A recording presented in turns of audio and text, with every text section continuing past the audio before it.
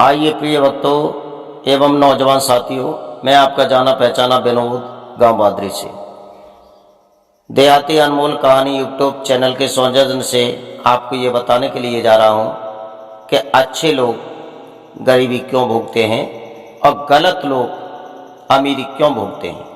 यानी अच्छे लोग क्यों परेशान रहते हैं और गलत लोग क्यों सुख भोगते हैं।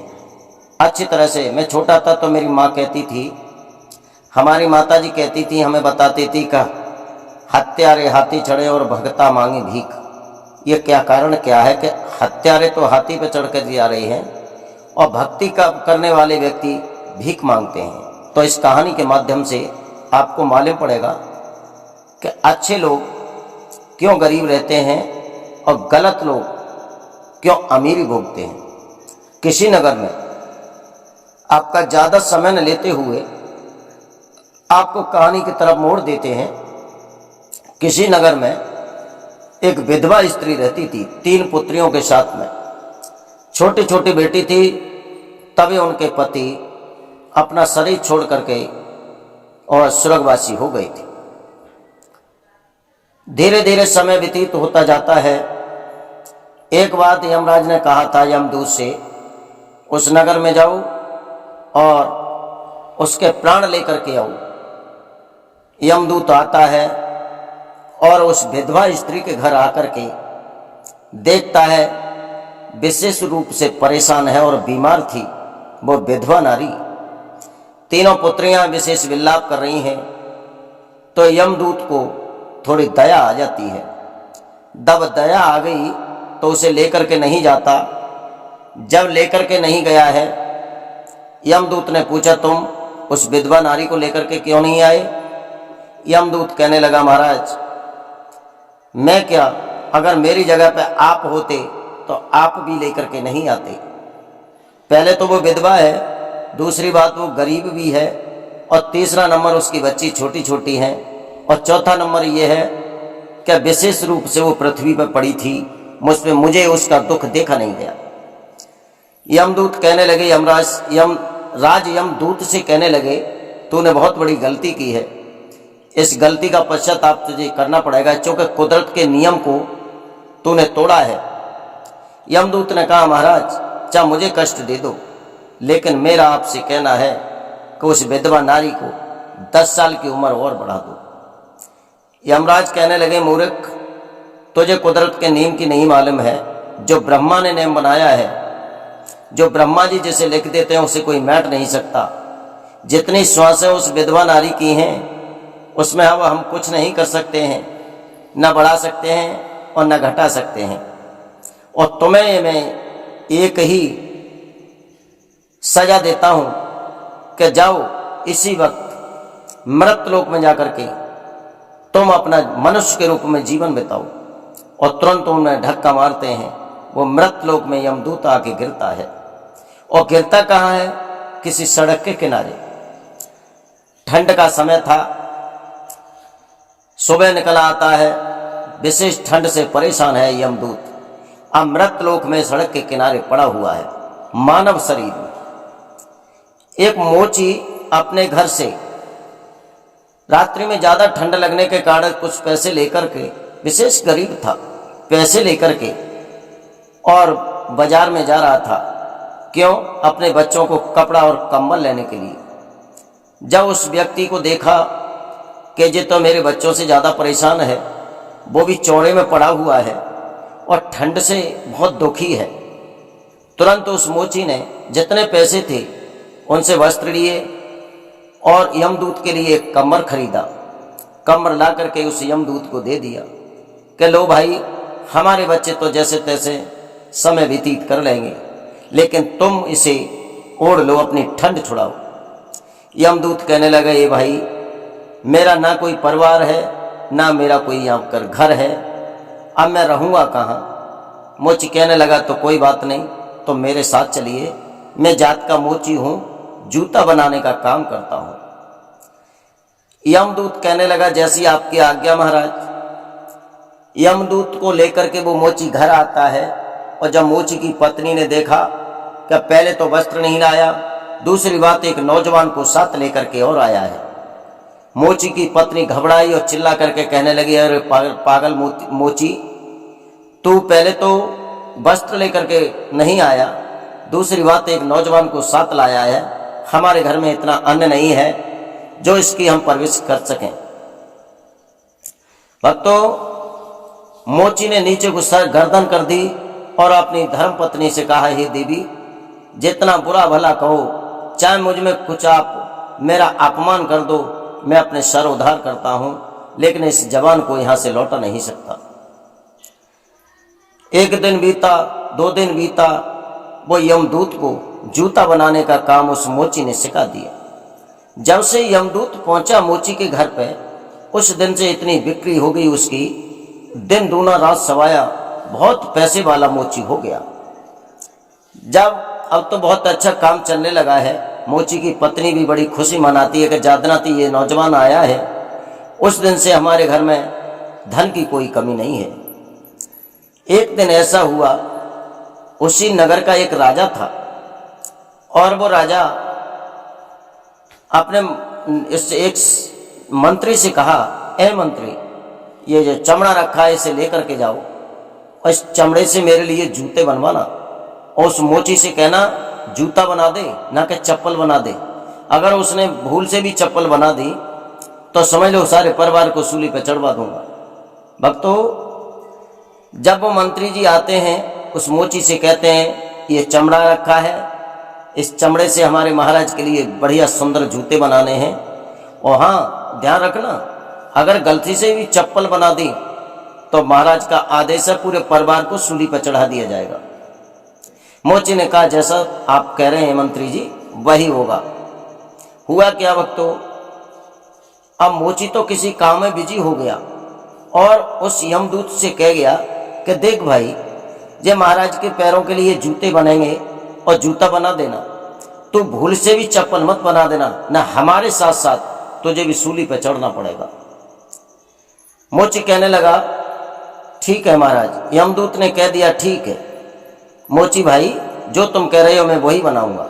अब मोची तो चला गया अपनी रिश्तेदारी में। वो दिन एक बीता, तुरंत उस यमदूत ने जूता न बना करके चप्पल बना दी। अब मोची आया, मोची ने आकर के देखा, यमदूत से पूछा, हाँ भाई तूने जूते बना दिए? मोची के यहाँ जो यमदूत रहता था उसने कहा, मैंने जूता तो नहीं बनाए, मैंने चप्पल बनाई। एक बात और बताऊं भक्तों, यमदूत के यहाँ से जब यमराज के यहाँ से जब यमदूत आया था, जब उसे ये कह दिया कि मनुष्य जाति में जन्म लेकर के तुम अपना मृतलोक में समय व्यतीत करो, तो चलते चलते एक बात तो उस यमदूत ने यमराज से पूछा कि महाराज इस पाप का प्रायश्चित मेरा कब खत्म होगा? तो यमराज ने यह कहा कि 3 बार तुम अपने मन से ज्यादा हंसोगे, उसी दिन यमपुरी आ जाओगे। तो पहले तो वो हंसा वहां जहां मोची कपड़ा ला करके दिया था उस यमदूत को, तब, और दूसरी बार हंसा जब वो चप्पल बना के कर दी तैयार, तब। अब वो तो डंडा लेके मारने को दौड़ता है, लेकिन मोची हंस रहा है, विशेष हंस रहा है। मोची का जो रहता था यमदूत विशेष हंस रहा है। हंसते हंसते जब बंद हुआ तब मोची ने कहा, भाई मैं डंडा लेकर के प्रहार करने को सोच रहा था, लेकिन तुम हंसते ही जा रहे हो। यमदूत कहने लगा, थोड़ी देर रुको। तब तक मंत्री आते हुए दिख गया। अब तो उस मोची की हवा निकल गई। मोची और ज्यादा परेशान हो गया, हाथ से डंडा छूट गया। क्यों? कि अब मौत निश्चित है। अरे उन्होंने बताया था कि जूते बनाने हैं और हमने बना दी महाराज के लिए चप्पल, तो मौत निश्चित है। तब तक मंत्री पास में आ गए। मंत्री कहने लगे, ए मोची, अब एक काम करना, जिस चमड़ा हमने कल दिया था उससे जूता मत बनाना, चप्पल बनाना, चप्पल। क्यों? हमारे महाराज का देहांत हो गया है और महाराज का जब संस्कार होगा तो चप्पल, यहाँ की प्रथा है, जूता न पहना के चप्पल पहना करके संस्कार किया जाता है। एकदम खुश हुआ मोची। मोची ने यमदूत की जेट भर ली और यमदूत बहुत हंसा, बहुत हंसा। तब मोची ने पूछा कि भाई जो भी काम नया होता है तुम हंसते बहुत हो, इस हंसने का कारण क्या है। तब यमदूत ने बताया कि देख भाई मोची, मेरी मजबूरी है जो मैं तेरे यहाँ पे इतने दिन में रुका। क्यों? कि तेरे यहाँ रुकने का कारण एक ही है कि राजा के इधर जूता बने हैं, वो चप्पल बनी थी। मुझे मालूम थी कि कल राजा मरने वाला है। अगर मैं जूते बना देता तो दूसरा चमड़ा तुम कहाँ से लाते, इसीलिए मैंने चप्पल बनाई थी और मैं यम का दूत हूँ। और एक बात और भी थी कि वो तीनों लड़कियां विधवा स्त्री की, अब तो वो बड़बड़ी हो गई और सुंदर भी हो गई थी, एक बुढ़िया के साथ में आती हैं। उस मोची से कहती हैं, ए मोची, इन तीनों बेटियों की शादी है, इनके लिए तुम बहुत बढ़िया सी सैंडल बना के तैयार कर देना। मोची ने पूछा, इनकी शादी कब है? तो उस बुढ़िया ने बता दिया टाइम, इनकी शादी फलाने दिन है। ठीक है, बना देंगे। तब वो यमदूत तो और ज्यादा हंसा। तब मोची ने पूछा, अब क्यों हंस रही हो? तब यमदूत कहने लगा, देख भाई मोची, अब मेरा हंसने का कारण पूरा हो गया है, इसलिए मैं हंसा हूं। 3 बार हंस चुका हूं, अब मैं जा रहा हूं। मोची कहने लगा, कहाँ जा रहे हो? तब वो यमदूत कहने लगा, तुम मुझे साधारण पुरुष समझ रहे हो, मैं मृतलोक का तुम्हारी तरह कीड़ा नहीं हूं, मैं यमपुरी का यमदूत हूं। और इन लड़कियों को देख करके इसलिए हंसा था मैं कि बहुत समय पहले ये तीनों लड़कियां बहुत छोटी थीं, इसकी माँ विधवा थी। जिस घर में इसकी माँ पड़ी हुई थी, उसे मैं लेने के लिए आया, लेकिन मुझे दया आ जाती है तो मैं लेकर के नहीं गया। इसी वजह से यमराज ने मुझे मृतलोक में धकेल दिया और मैं मृतलोक में आकर के यहाँ मनुष्य का जीवन काट रहा हूँ। अब मेरा तीनों हंसी पूरी हो गई है, जो मुझे वरदान मिला था कि 3 बार हंसने के बाद में आप सीधे यमलोक आ जाओगे। तो मैं इसलिए हंस रहा हूँ कि जो सुंदर कर्म करता है व्यक्ति वो दुखी क्यों रहता है, और बुरे कर्म करता है व्यक्ति वो सुखी क्यों रहता है। भक्तों, ये लड़कियां अगर इनकी माँ को मैं उसी दिन ले जाता, उस दिन अगर छोड़ देता तो ये गरीबी में पलती रहती, गरीबी घर में जाती, गरीब घर में शादी होती। और उस दिन मैं इसकी माँ को नहीं ले गया, मुझे न लेकर के दूसरा ले गया, तो इस बुढ़िया ने इन बच्चों की परवरिश की है, पाला पनोसा बड़ा किया है, जो लाखों करोड़ों के घर में आ गई, अच्छे घर में इनकी शादी होने के लिए जा रही है। तो इस कहानी से हमें ये मिलता है कि जो बुरे लोग हैं वो यहाँ तक ही सीमित हैं, जितना पाप कर्म करते हैं वो यहाँ तक करते हैं, यहाँ से आगे कुछ नहीं करते हैं। और भक्त लोग हैं वो पूजा पाठ करते हैं, धन नहीं ज़्यादा संग्रह करते।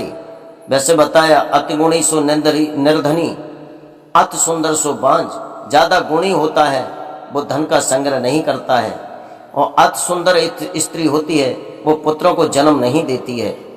तो मैं ये बताने के लिए जा रहा हूँ इस कहानी के माध्यम से कि जो चोरी डकैती करने वाले लोग आपको दिखावटी लगते हैं, जैसे कि पंखा की हवा, जब तक लाइट है तब तक हवा तुम्हारे शरीर में लगेगी, और जब लाइट जाने के बाद में यह हवा खत्म हो जाएगी, फिर तुम्हें गर्मी लगने लगेगी। जैसे कि बर्फ दिखते ही दिखते बर्फ दिखाई देती है, और नजर झुकते ही वो पानी के रूप में बदल जाती है।